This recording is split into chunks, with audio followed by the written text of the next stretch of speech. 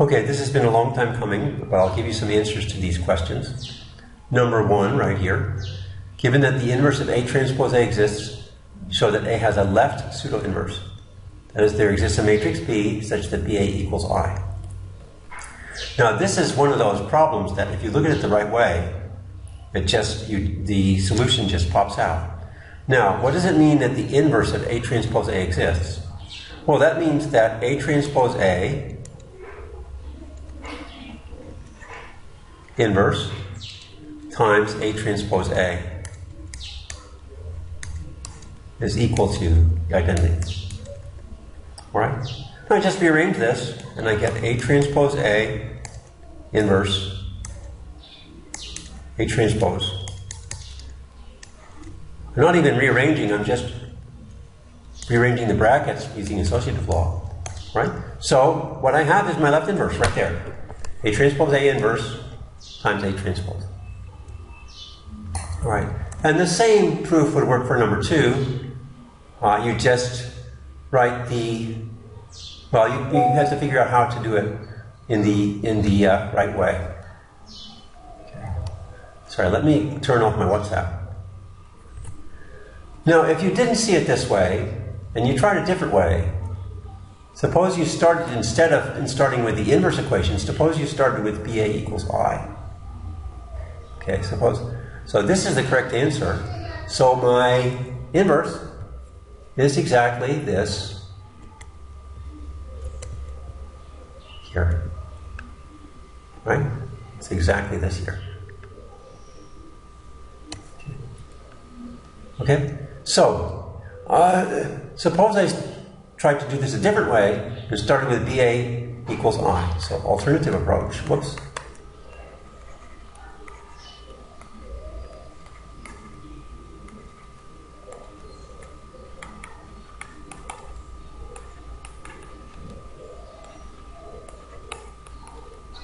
Okay. Now, what you want to do is get an equation of the form B equals blah, blah, blah. So we have to cancel this A somehow.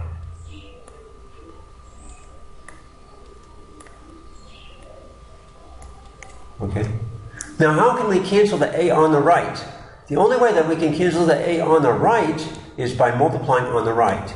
So you cannot cancel the A on the right by multiplying on the left. Right? Because then the terms on the left cannot cross over and multiply by this A. Okay? So let me write that out very explicitly. You can only cancel the A. Only cancel the A.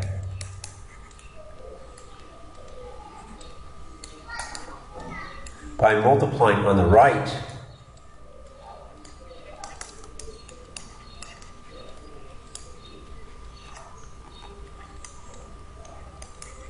you really need to be careful about order when you're dealing with matrices. Right? Now, suppose I try to multiply on the right.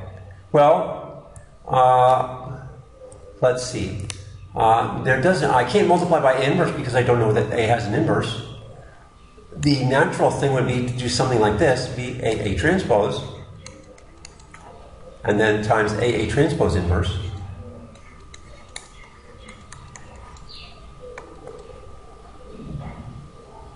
Is equal to, and because I multiplied altogether by A transpose and A transpose inverse,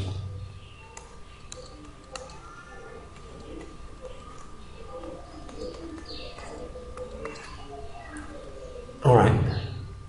Now, why did I get a different answer than the other way?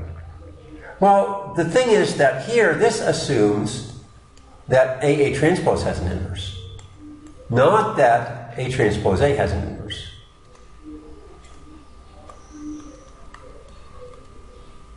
Okay, this assumes A transpose has an inverse.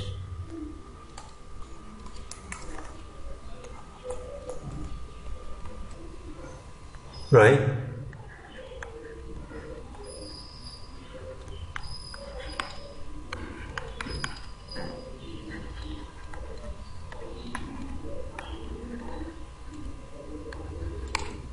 Now, at this point you're assuming that A transpose has an inverse.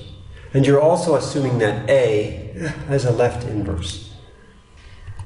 Now we show in the two subsequent problems that if AA transpose has an inverse, that means that A has a right inverse. So if A has a right inverse and A has a left inverse, then A is invertible.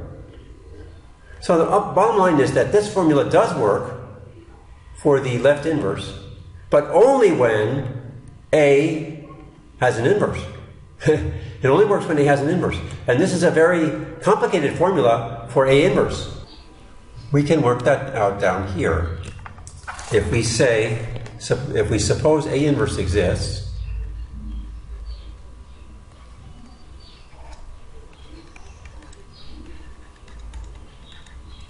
then A transpose inverse.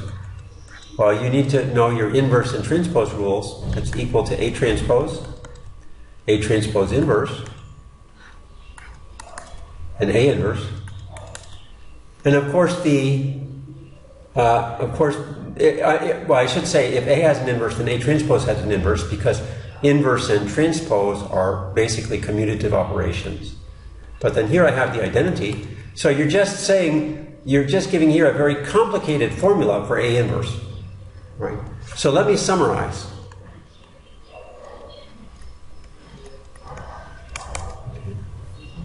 Okay. So if I need to make sure I do this right. Get it the right way. Should be if the inverse of A transpose A exists,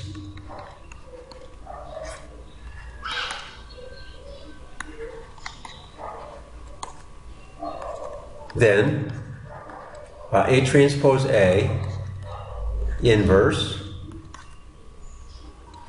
times A transpose is the left inverse.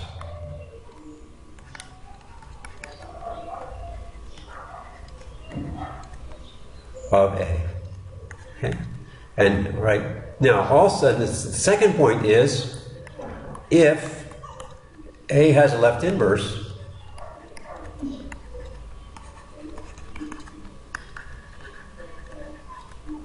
and A transpose exists,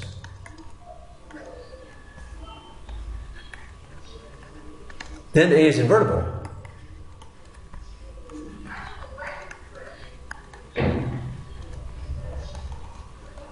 And the left inverse is equal to the right inverse. Sorry.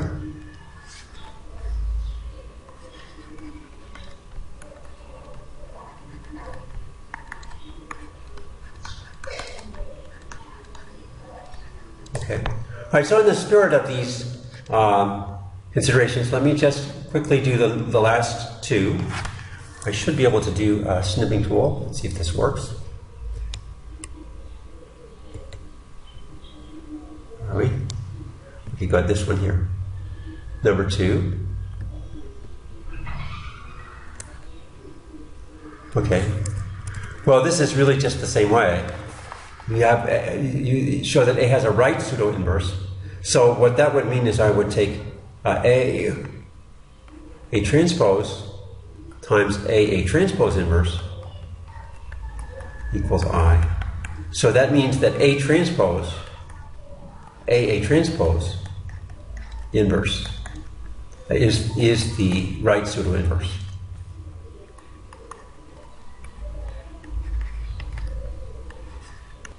By the way, these pseudo-inverses are not just academic exercises. They're quite important.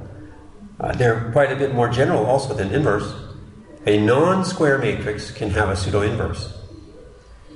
You can think about it that if there are more columns than rows, then the matrix could have a right inverse, but it cannot have a left inverse. Or if the matrix has more rows than columns, it can have a left inverse, but it couldn't possibly have a right inverse. So you can think about that. We will talk about that in the linear algebra class. Right, so let's go on to the last one. Let's click here. So that if BA equals I and AC equals I, then B equals C. This is kind of a standard proof in algebra. It's not just for matrices, but anytime you have a number system and an element has a left and right inverse, then it has an inverse. So we're given BA equals I and AC equals I.